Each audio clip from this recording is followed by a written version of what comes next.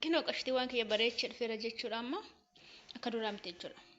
Inni akka duraa ture sinii jedhama. Ri'uuf yoo jedhu dukkana tammaata rakkina kuufamee karagaa ulfaata yoo.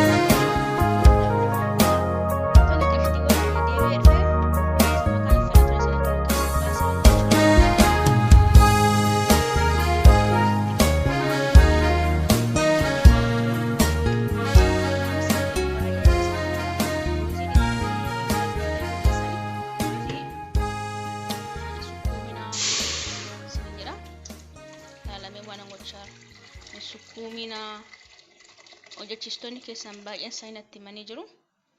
Akkasiin ruuzii sukkumtanii itti naqxanii baay'ee balleessaa jirtan jechuudha. Ruuziin edda dhiqamee jalqaba mallee sukkumtan malee dhumara gafa sukkumtanii hin bada jechuudha. Kanaaf sukkuminaa isin jira meetti naqeetti deebina. Tole guys, ruuzii kan naqa kan isin jedhu barumsa nama yoona isin barsiisee isin agarsiisee keessa wanti isin galuu dide yoo jiraate nagaafadhaa irra deebi'eetananii isin barsiisan isin jira. Yoo isin baratanii cimtanii araba hin mo'anne jechuudha. Akkasumas hiikoo jechuudha. Kanaaf komentii irratti barreessanuu ta'eera mo'anne irra araba kan jedhu jechuudha. Samakamoo fiish seedhan sana majbuu sagaa hojjetan keessaa baasaa irratti ruuzii hin naqina. Keessatti bilchaate yoo badee gaarii miti isin jira. Maqaa shaqaalaa Itoophiyaa hin balleessinaati. Akkanan isin barsiisetti argitan miti. Yeroo tokko na kolfisiistu barumsa isin barsiise qabachuu dhiisuu keessan irraa kan ka'een kolfa barama. Malee dadhabbii kiyya laalee miti jechuudha. Egaa akkas godha bishaan jaarii kana tokko ruuzii kubbayyaa lamatti bishaan jaarii kana tokko ruuzii isaanii akkuma isaanii bishaan dhuguu jaallata waan ta'eef ruuzii bishaan jaarii kana tokko naqaan isiniin jedha. Waan yaafii maalti jedhee kun asitti shoorba qopheessina. Akkas fakkaata jechuudha. Qo'amee walitti deebinaan naanni bilchaate. Kinoo qashtii waan kiyya bareechee dhufeera jechuudha amma akka duraa miti jechuudha. Inni akka duraa ture sinii jedha.